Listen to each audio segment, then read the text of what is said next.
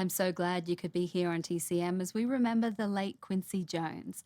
I'm Alicia Malone, and it is staggering to think about the impact that Jones made on pop culture during his lifetime. He worked for 7 decades, producing music in just about every genre, from jazz to disco, as well as pop, hip hop, and R&B. Memorably, he produced the hit 1963 song It's My Party for Leslie Gore and conducted a group of superstars for We Are the World, as well as producing Michael Jackson's landmark 1982 album Thriller. In addition to his work on hit records, Jones composed over 35 film scores, and next in our lineup is his work on The Getaway from 1972, directed by Sam Peckinpah. Quincy Jones was truly a pioneer in film composing, where his inventive sound came from his classical training and mixed with his knowledge of jazz, blues, pop, and R&B. He was also a rare black film composer working in 1960s and 70s Hollywood.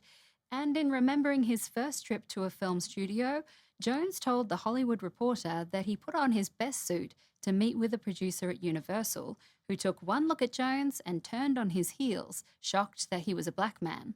They only used 3-syllable Eastern European names, Jones said. It was very, very racist.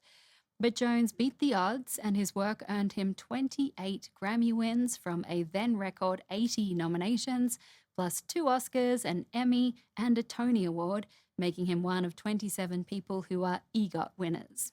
So now let's hear his score from 1972 for an action-packed heist thriller starring Steve McQueen and Ally McGraw. This is The Getaway.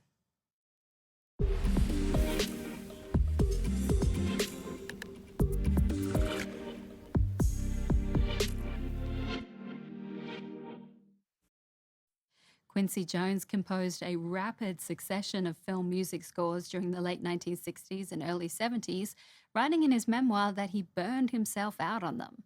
As Jones remembered, he'd scored the music for The Getaway in just 11 days, and did the same for The New Centurions, also from 1972, and A Dandy in Aspic from 1968.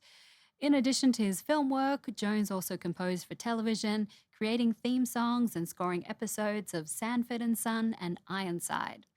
In 1974, Jones was forced to slow down when he suffered 2 brain aneurysms. He wasn't expected to live, and a group of his friends organized a tribute concert for him, which Jones ended up attending, saying later that it was like watching his own funeral. He pulled through all of that and went on to marry actress Peggy Lipton, his third wife.